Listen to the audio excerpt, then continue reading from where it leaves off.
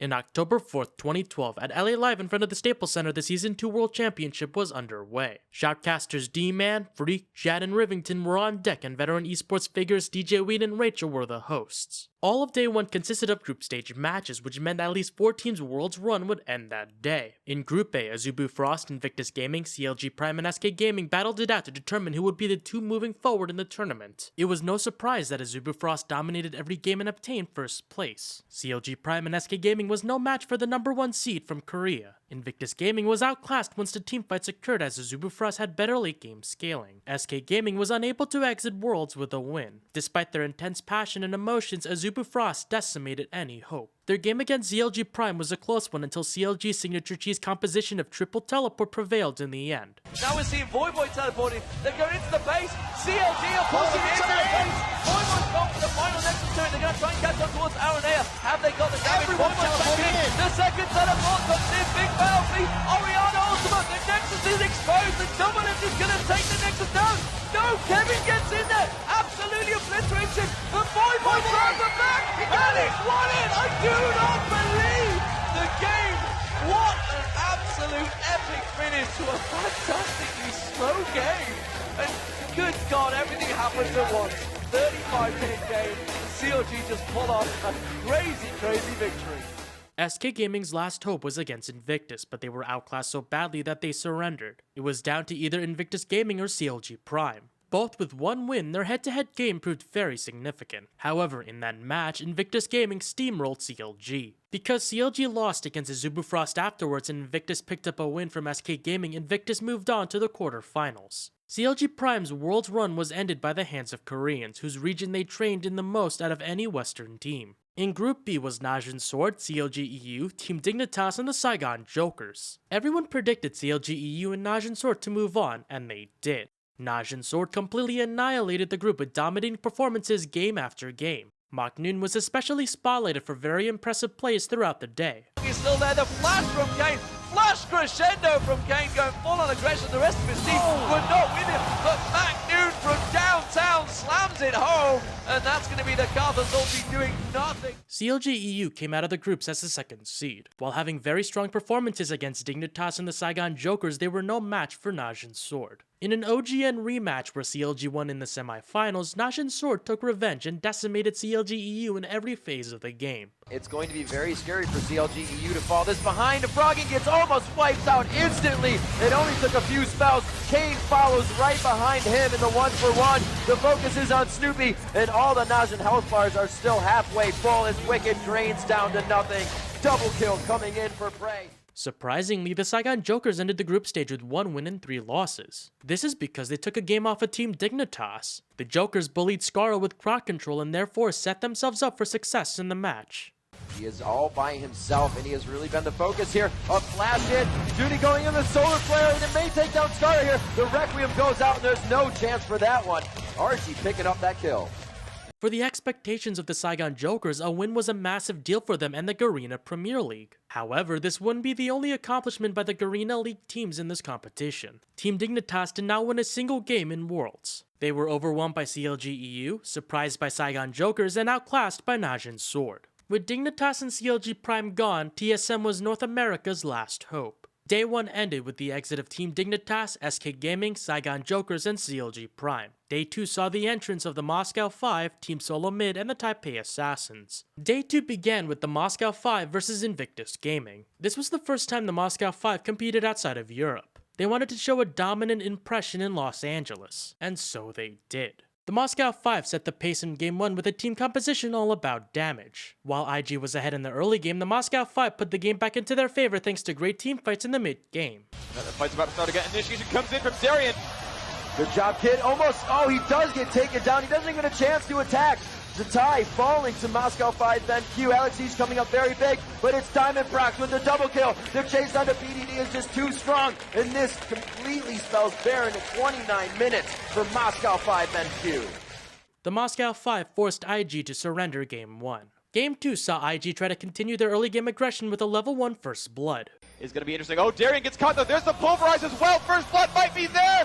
1 hit to go. There it is. Nice opening here. IG finding their stride early on in this game.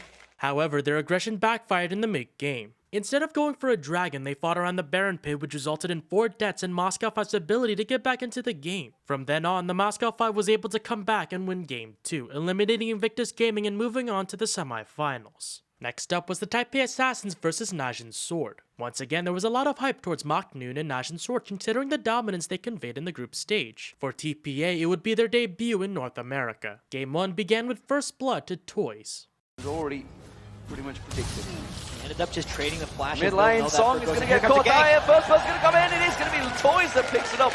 Lil Balls though with the Ignite. He hasn't got the shield on him. Will survive it though. His innate health will help him out. And the rest of the game was a story about Toy's Orianna play. His shockwaves impacted teamfight significantly and gave the advantage to TPA, which dominated Najin's Sword from the mid-game on. The last teamfight of the game involved another 3-man ult and forced Najin's Sword to surrender Game 1 to TPA. And now that they have the Jace poke from They're going to Stabby, fight the Orianna. Ultimate pops across. Toys drops Prey down before he had chance to react to that one. He gets a second. Song's going to get dropped as well. That's going to be Cogmo picking it up, but Watch is going to get stripped down. A double kill, and that's going to be the dunk at the end with a triple kill for Bebe. An unbelievable play. They just managed to catch the Orianna ultimate again and again. Toys is just shredding them apart. Game 2 was a relatively even bout until the 29th minute mark when Mistake pulled Mach Noon into the team. Wall here. Is it going to be a blind? He's caught Magnoon!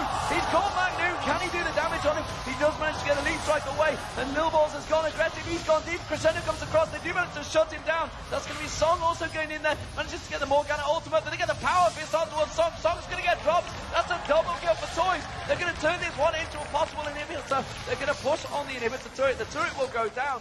That teamfight allowed TPA to take the mid lane inhibitor Baron and set up the team for the late game. The match ended with another engagement onto Mach Noon. Najin's going to try to get a fight in this corridor so the Crescendo can hit everyone. There's There's a a pull! They're coming around the back. There's the pull. And the Watch was coming around the backside though. This time Magnoon is going to jump in. He's going to go towards Toys. The Crescendo goes across. Nilballs is going to get dropped very quickly this time. Could Najin's Sword pull this fight back? They need to keep this fight up. They need to, or they will be out of this tournament. Surely no, because Taipei doesn't get the whole ace off the back of that one. And Najin's Sword initiated. Could that be Taipei Assassins going through to the semi-final versus Moscow 5? GG given. That is it. 2-0 Taipei Assassins. They take it. Najin's Sword surrendered, and TPA sent a shockwave to the entire world as they advanced to the semi-finals. The last match of the day was Team Solo Mid versus Azubu Frost. These two first-seeded teams were the last hope for their respective regions, so all eyes were on this match. 15 seconds in Game 1, TSM attempted an invasion top lane but was thwarted by a J skillshot face check. Very aggressive invades from Wong and Cloud Templar came seconds later. The significance of these particular events will be told soon. Much of the early game was about each team trying to assert dominance. Azubu Frost picked up first blood against Dyrus and snowballed from then on. Azubu Frost obtained good ganks in early game fights which resulted in map control and dragons. TSM fought valiantly during the mid-game with several catches on Azubu Frost members. However, the teamfight still went in favor of Azubu Frost and they took Game 1. Despite losing the first game, TSM wouldn't back down without a fight. Game 2 began with level 1 invasions that ended in TSM's favor. They are going to push TSM out of there. The ward is just giving them too much control of this position. They get a tick onto Mad Life. The Downset goes down and they're not able to take back out of the beautiful pull in. Mad Life for sure will go down for first blood. He flashes away and the General picking up blue and a kill. Woong forced out of the fight as well. A lot of flashes being blown here and Azubu Frost on their heels quickly. For a good portion of the early game, TSM was able to remain ahead in the goal lead and kills. However, Azubu had the edge in the team fights. The two-shot rise, there's Hemoplague. The team really not there to capitalize on it. TSM backing up, but it looks like they are getting wiped out in this fight right here. Especially on the odd one, very low. They're able to get 3. Azubu Frost coming up huge on Team Solo Mid right now. Woong the focus, he flashes over Kayak buckshot. That's actually the arcane shift coming in. Azubu Frost eliminated TSM in North America from the World Championship. It was a well-deserved victory as Azubu Frost dominated for a good portion of the series. However, controversy struck the World Championship. Announced 5 days after the series, Azubu Frost, and more specifically AD carry Wong, was fined $30,000 for cheating. This is what happened. In the LA Live venue, there is a significant flaw in the design of the stage that allowed players to look 45 degrees to the opposing team and see their minimap. By literally looking to the left or right, players can break the integrity of the game and cheat. Riot officials attempted to mitigate the design flaw by forcing all players to look straight ahead at all times, but it still didn't stop Wong in Game 1 of the series against TSM. As stated in Riot's official report, at 15 seconds into the game clock, Woong looked back and up to his right at the venue screens. At 25 seconds, an Azubu Frost player pinged near the lane between TSM's top inhibitor tower and the second top lane tower. Shy and Malive headed to the top lane and Shy fired a skill shot into the brush, which landed on Dyrus and gave away his position. However, this theoretically only gave away Dyrus and not the rest of TSM. What made this cheating allegation more conclusive was the bottom side invasions by Azubu Frost. Woong face-checked the bottom side tri-bush, which would have been an extremely risky move. Rapid Star and Claire Templar also invaded by throwing a sapling into a bush near the Wraith camp, another action that was reckless had they not known the position TSM was in. With Woong looking at the screen and knowing the information to TSM, Azubu Frost safely invaded the bottom side of the map and reduced TSM's ability to control anything topside. It was deemed a major infraction and unsportsmanlike conduct. Azubu Frost was fined $30,000, 20% of the World Championship prize money. There were other infractions that occurred, which included WE's Wei Zhao, Invictus Gaming's Zatai, TSM's Dyrus, and TPA's Stanley. However, all three of them got off with a warning to not do it again. In the next part, we will continue the recap of the Season 2 World Championship. We look into each semi-final match in a Day 3 that never came to fruition. My name is Kudo, and thank you for watching.